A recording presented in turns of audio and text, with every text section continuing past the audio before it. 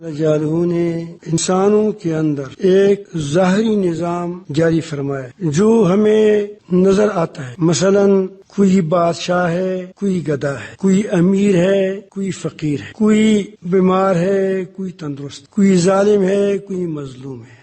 یہ ہمیں نظر آ رہا ہے یہ چیزیں. اور ظاہری تدابیر وہ بھی ہمیں نظر آتے ہیں کہ فلاں کوئی پہرا کر رہا ہے، یہ پہرا ظاہری چیز ہے، نظر آ رہا ہے. یا کوئی وسائل اسباب اکٹھا کرتا ہے.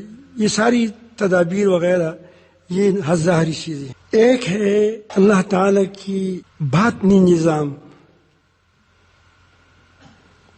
باطنی یعنی اندرونی نظام ہے جو ہماری نظروں سے اوجھل ہے، اور اس کا نظارہ یا اس کا اظہار کبھی کبھی اللہ رب العالمین واقعات کی صورت میں کرتا. پھر آدمی کو پتہ چلتا ہے کہ ایک نظام اور بھی ہے.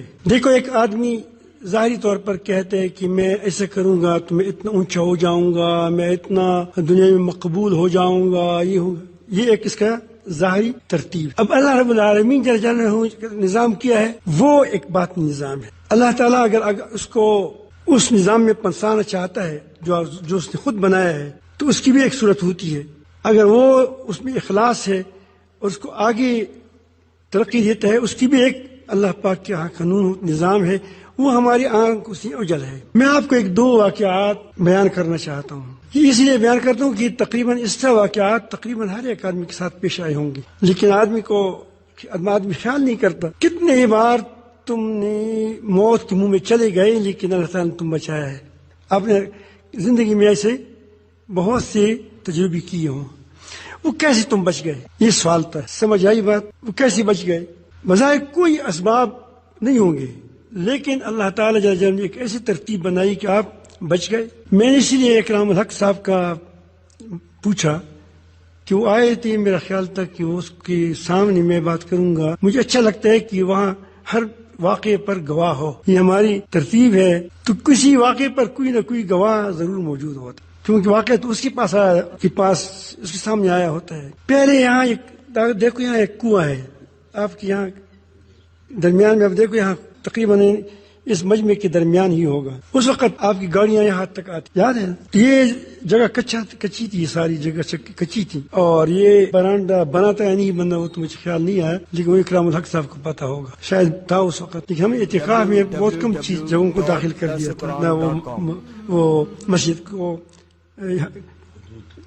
حدود کم کی تھی تاکہ لوگ آزادی سے چلے پھرے، کیونکہ ہم نے تو ویسے یہاں اور بھی کام کرنے تھے. گاڑیاں آ جائیں، ہم پیدل آ جائیں، چپلیوں کے ساتھ آ جائیں. تو یہاں لٹرینی تھی یہاں قریب میں. یہ جہاں آج کل وہ نہیں ہے، یہی لٹرینی ہے سامنے جو ہے، یہاں لٹرینی تھی. یہاں درے کا ایک آدمی وہ معذور تھا، جا سکتا تھا لیکن وہ یوں ہی جاتا تھا. آج کل نظر نہیں آ رہا ہے، شاید وہ اللہ پاک اس کو اگر زندہ ہو تو عزت دے دے. لیکن وہ بیمار تھا بہرحال. یعنی وہ تھا جوان، لیکن گویا جس فارج کوئی چیز پر گر گئی تھی کہ وہ یوں ہی چلتا. تو اکرام الحق صاحب کہتے کہ مجھے نیند نہیں آ رہی تھی. نیند اس وقت سردیاں تھی، سردی کا موسم تھا.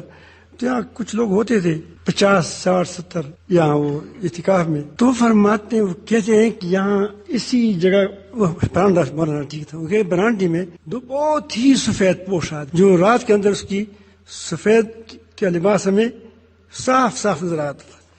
اور وہ آپس میں باتیں بھی کرتے، بڑے پرنور چہرے تھے کہ آپس میں وہ ایک دوسرے کے ساتھ باتیں کرتے ہوئے. کیا اللہ یہ کون ہو گئے؟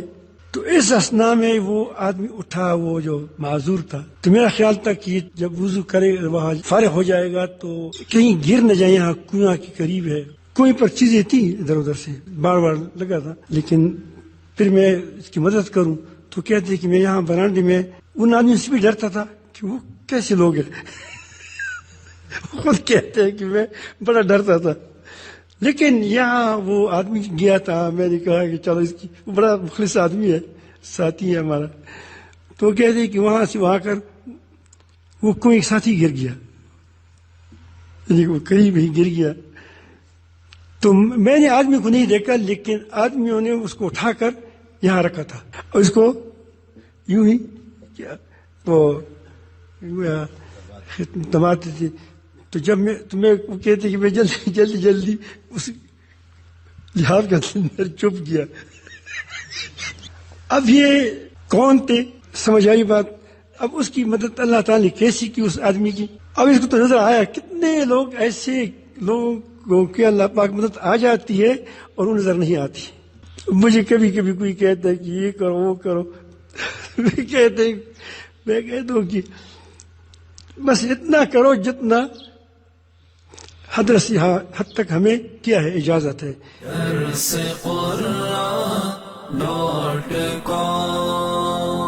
www.darsequran.com